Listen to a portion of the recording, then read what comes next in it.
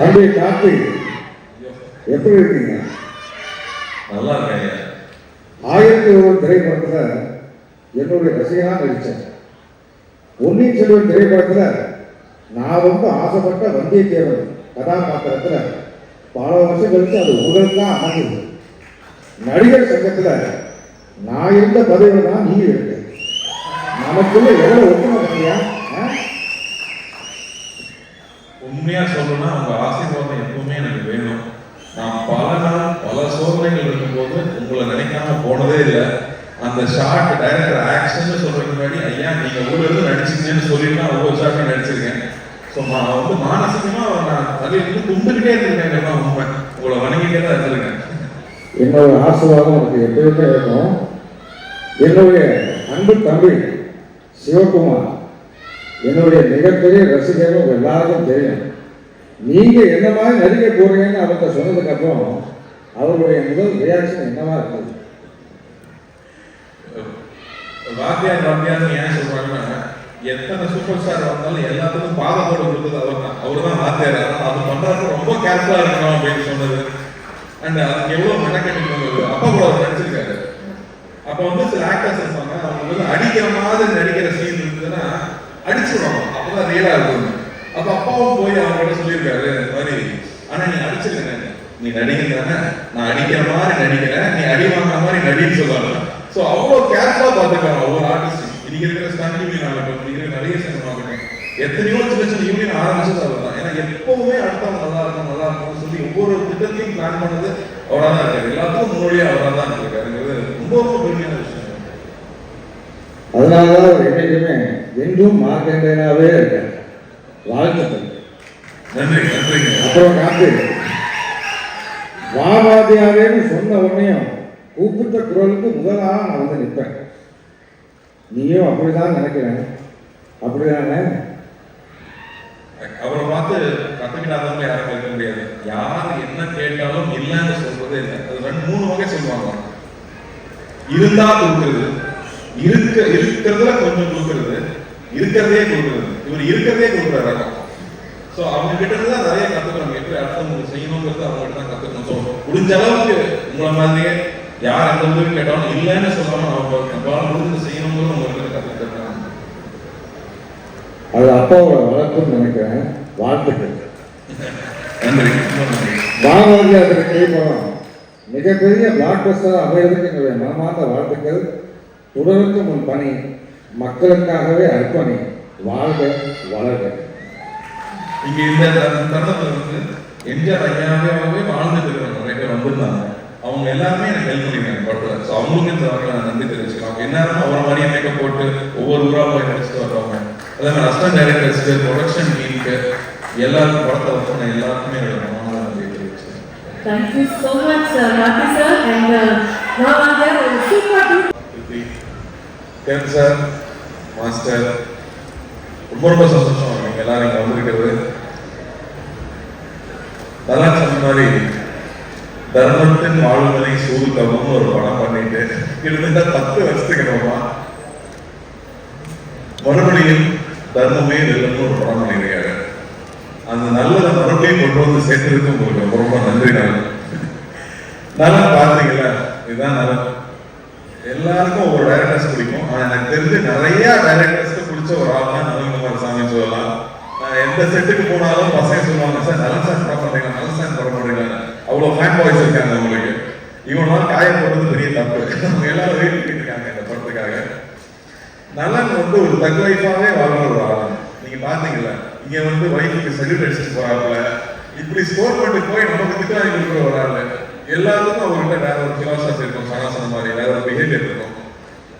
சுதுகவும் பார்த்துட்டு இந்த ஒரு டைலாக் வச்சுருந்தாருல, இந்த வேலையை செய்யறதுக்கு ஒரு குருட்டுத்தனமான முட்டாள்தனம் வேணும், ஒரு குருட்டுத்தனமான முட்டாள்தனம் வேணும். உண்மையாவே நல்ல படம் பண்றதுக்குமே அது தேவை. ஏன்னா அவர் சொல்ற ஐடியாவை புரிஞ்சுக்கிட்டு கொஞ்ச நேரம் ஆகும். அந்த ஐடியாவை புரிஞ்சுக்கிட்டாவே நம்ம அதை இமேஜின் பண்ணவே முடியாது. எனக்கு 1001 அந்த மாதிரி ஒரு அனுபவம் இருந்துச்சு. செல்வராகவனோட சீன் எழுதியிருப்பாரு. அந்த சீனை புரிஞ்சுக்கிட்டு நடிக்கலாம் ட்ரை பண்ண ஒன்றுமே புரியாது. அவர் வந்து எக்ஸ்பிளைன் பண்ண மட்டுமே தான் அது புரியும். அப்படி நலனுடைய ஒவ்வொரு விஷயமும் வேற ஒரு பேரல் ஒரு இமேஜினேஷன் இருக்கும். ஸோ அப்படி எனக்கு நலன் கூட ஒர்க் பண்ணது ரொம்ப ரொம்ப சுவாரஸ்யமா இருந்துச்சு. சுதுக்கம் பண்ணிட்டு அவரோட படம் பண்ண போறாங்க, ரொம்ப ஜாலியா ஒரு படம், அந்த குழந்தைகளை கடத்தலாம் இல்ல அரசியல்வாதிகளை கடத்தலாம், அப்படி ஏதாவது ஜாலியாக கதை சொல்லுவாருன்னு பார்த்தா அவர் வாவா தேர்ந்த கதை எங்களுக்கு கொடுத்தாரு. மறுபடியும் பெரிய சவால். உண்மையா அந்த கதையை கேட்டு நம்ம கூட ஒர்க் பண்ணணும் அவ்வளவு ஆசையா இருக்கு. ஆனா இந்த கேரக்டர் நம்மளால செய்ய முடியுமா, நம்ம மெமிக்ரி ஆர்டிஸ்ட் எல்லாம் கிடையாது, நமக்கு வருமான டைம்லாம் எனக்கு தூக்கமே வரல. அப்போ வந்து நம்ம நிறைய இந்த கோட்ஸ் எல்லாம் பார்ப்போம் இல்லையா, நம்ம இந்த மோட்டிவேஷன் வீடியோ எல்லாம் பார்த்துட்டு இருக்கோம் நைட்ல தெம்பு வேணும். அப்படி பார்க்கும்போது அதுல ஒரு விஷயம் பார்த்தேன். சொல்லி முடிக்கிறேன். ஸோ அந்த வீடியோல வந்து எந்த விஷயம் ரொம்ப பயமுறுத்துதோ, நம்ம எதை பார்த்து ரொம்ப பயப்படுறோமோ அதை போய் நம்ம ஃபேஸ் பண்ணிடுறோம், அங்கதான் க்ரோத் இருக்குன்னு சொல்லுவாங்க, அங்கதான் அடுத்த கட்டத்துக்கு போக முடியும்னு சொல்றாங்க. அப்போ இது ஒரு லைஃப் தான், நம்ம ரொம்ப திட்டத்திற்கு வந்து பயந்துட்டே இருக்க முடியாது. நம்ம எவ்வளவு வாட்டி ஜெயிச்சாலும் நீ தோக்கிறது மட்டுமே பேசுற உலகம் தான். அப்படி பயந்துட்டே இருந்தோம்னா புது விஷயம் எதுவும் பண்ண முடியாது. இறங்கி அடிச்சோம்னு முடிவு பண்ணினா நலன்கிட்ட போய் ஜாயின் ஆகுது.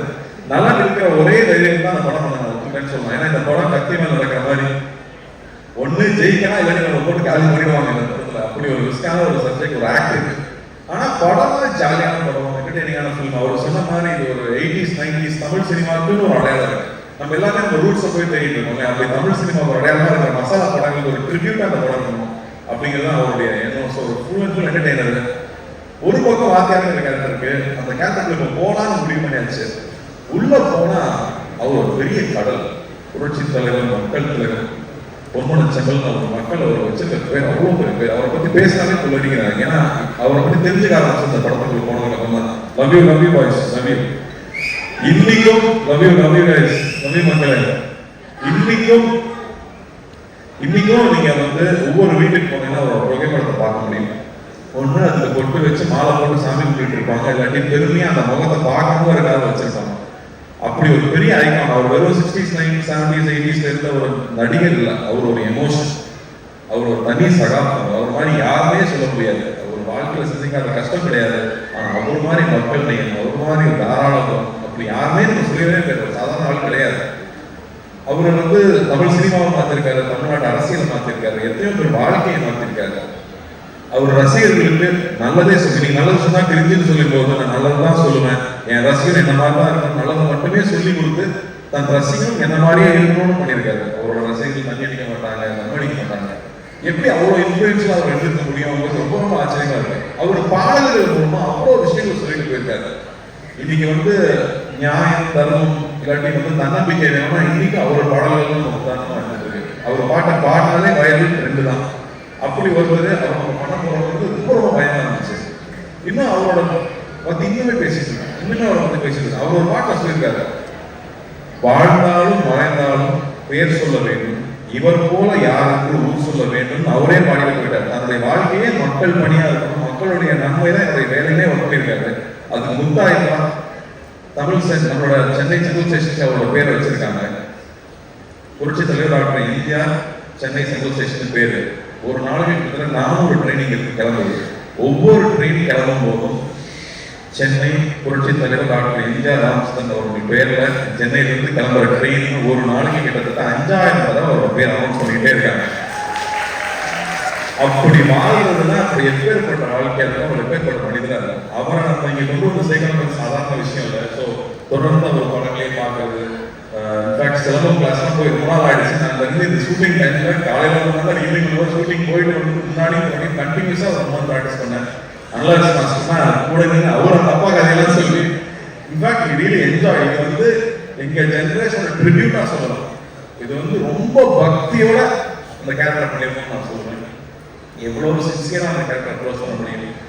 இந்த படம் பார்க்கும்போது அவருக்கும் அவருடைய ரத்தத்தின் ரத்தமான ரசிகர்களுக்கும் என்ன உறவு இருந்துச்சு அப்படின்னு நீங்க கொஞ்சம் புரிஞ்சுட்டீங்கனால நான் பெரிய சக்சஸ் நம்புவேன். இதுல அவ்வளவு என்டர்டைன்மெண்ட் இருக்கு, அவ்வளவு ஜாலி இருக்கு. அதை தாண்டி அந்த அற்புதமான ஒரு ரசிகனுக்கும் அவனுடைய ஒரு தலைவனுக்கும் இருக்கிற உறவு இருக்குல்ல, அன்கண்டிஷனல் உறவு இல்லை. நீங்க எங்களுக்கு கொடுத்த அன்பு வந்து அன்கண்டிஷனல் அன்பு, எதுவுமே எதிர்பார்க்கல. நான் உன்னை பார்த்தா போதும், நான் உன்னை பத்தி பேசினா போதும்னு நீங்க கேட்டீங்களே, அது நான் எவ்வளவு கோடி கொடுத்தோம், அந்த அன்புக்கு எவ்வளவு கோடி கொடுத்தோம். இது வந்து ரசிகர்களுக்கு நான் பண்ற ஒரு விஷயம். உங்களோட அன்பு, உங்க முகத்தை பார்த்து நீங்க கொடுக்குற அன்பு இருக்கு இல்லையா, அந்த அன்புக்கு பரிகாரமா நான் இந்த படத்தை நடிச்சு நான் சொல்லணும். ஏன்னா இது ரசிகனுக்கும் அவங்களுடைய தலைவருக்கும் இருக்கிற உறவுமா இந்த படத்துடைய கோர் எமோஷன் நான் சொல்றேன். லவ் யூ தம்பி, லவ் யூ ஆல்வேஸ். ஸோ இந்த படம் ஒரு புது அனுபவம்.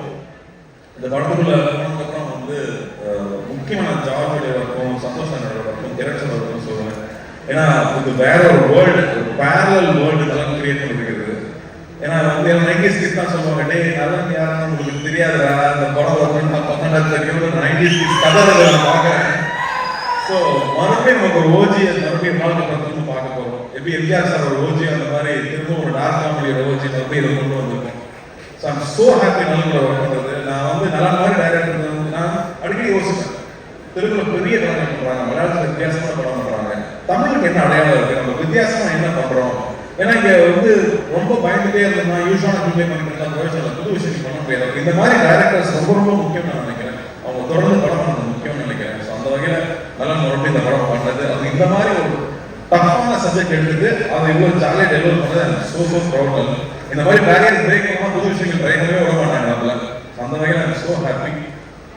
அண்ட் இந்த படத்தில் வந்து வாத்தியார் இருக்கணும்னு எல்லாம் சொல்லிட்டாங்க. ஆனால் அதுக்கான மேக்கப் போடும்போது அவ்வளோ பயமாக இருக்கும், பயந்துட்டே நினச்சிருக்கேன். பூர்ணிமா தேங்க்யூ. ஐ திங்க் ஒவ்வொரு காஸ்டியூமும் ஒரு 10-15 தடவை கரெக்ட் பண்ணியிருக்கோம். பொறுமையாக அவங்க பர்ஃபெக்ஷன் வர வரைக்கும் பண்ணி கொடுத்துட்டே இருப்பாங்க. அது மாதிரி சரினா அவங்களோட வேக்கில் முருகன் ஆகட்டும், அந்த அந்த மீசை வரையறது, அந்த அந்த உருவம் வேஷம் போட்டு வந்து அவரால் நிற்கும் போது அவர் எப்படி இருந்திருப்பாருன்னு யோசிச்சோம்னா நம்ம தலையெல்லாம் சுற்றி.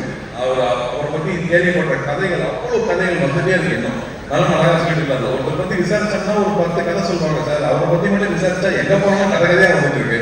அவர் மக்களுக்கு போய் செஞ்ச விஷயங்கள், மக்களை போய் தொட்ட விஷயங்கள் 1-2 சொல்ல முடியாது, அவ்வளோ இருக்கு. ஒரு இதுதான் நான் சொல்றேன். அவருடைய கான்வாய் போயிட்டே இருப்பான் ராதாகிருஷ்ணன் ரோட்ல. அது வந்து காலையில் ஒருத்தர் வந்து டெய்லி நின்று காலைல பார்ப்பாங்க கார் போகும்போது. ஏப்பா டெய்லி காலைல வந்து நிற்கிறேன், எதிர்ப்பா நிற்கிறேன்னு கேட்டதுக்கு அவரும் அவங்க பார்க்க போகிறார், வண்டி வேகமாக போகுதுன்னு சொன்னதுக்கு அவர் சொன்னார், கோயிலுக்கு நம்ம போகிறோம், சாமி அதில் பார்க்க நம்ம போகிறோம், நானும் தானே சாமியை பார்க்க போகிறோம், நான் தான் அவரை பார்க்க வந்தேன்னு சொன்னாங்க. இப்படியே போயிட்டு இருக்க கார் ஒரு நாள் நின்றுருக்கு. அவரே இறங்கி வந்திருக்காரு, கையில் எவ்வளோ பணம்னு தெரியாது எடுத்து கொடுத்துருக்காரு. கடை வச்சு பொழைச்சிங்கன்னா வீடு சீக்கிரம் இருக்கக்கூடாதுன்னு சொல்லியிருக்காங்க. ஸோ இப்படி அவர்கிட்ட ஒரு இன்சிடென்ட்ஸ் வந்துட்டே இருக்கு. ஸோ அவரோட கோடான ஒரு ரசிகர்கள் எல்லாரும் இருக்காங்க. அவங்க எல்லாரும் நிச்சயமா நாங்க திருப்தி கொடுப்போம். நம்ம நம்ம இருக்காரு, நான் பயந்துமே ரசிகர்கள் சொல்லுவேன். அவர்கிட்ட கேட்டுட்டே இருக்கேன், ராகேந்திர சார் கேட்டுட்டே இருக்கேன், ஆதித்யன் சார் கேட்டுட்டே இருக்கேன். ஸோ ரொம்ப சந்தோஷமா இருக்கு இந்த படம் வெளியே வந்து.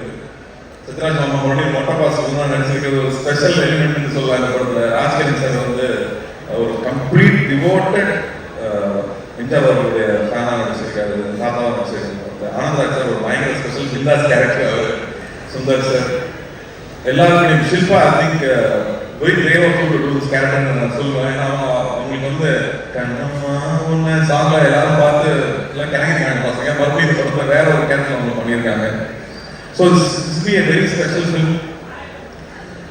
ஜானோட ஒர்க் எக்ஸலண்டாக இருக்குது. சனாவோட ஸ்கோர்ஸ் கொஞ்சமாக நான் பார்த்துட்டே இருக்கேன். டெஃபினட்டாக வந்து ஒரு எபிக் சூப்பர்.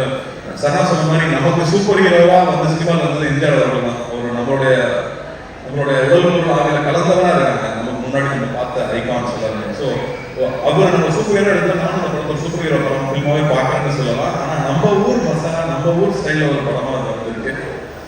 எல்லாருக்குமே ஒர்க் பண்ணது ரொம்ப சந்தோஷம். இது ரொம்ப வருந்திக்கிட்டு நிறைய எஃபர்ட் போட்டு பண்ண படம். ஸோ நிச்சயம் படம் வெற்றி அடையணும். ஞானவேல் வந்து மிரக்கல் தான் இந்த படம் வந்து இப்போ வந்து இறங்கிட்டு. அது குருத்தலியோட ஆசீர்வாதத்தோட இந்த படம் நல்லபடியாக வந்து ரிலீஸ் ஆகணும்.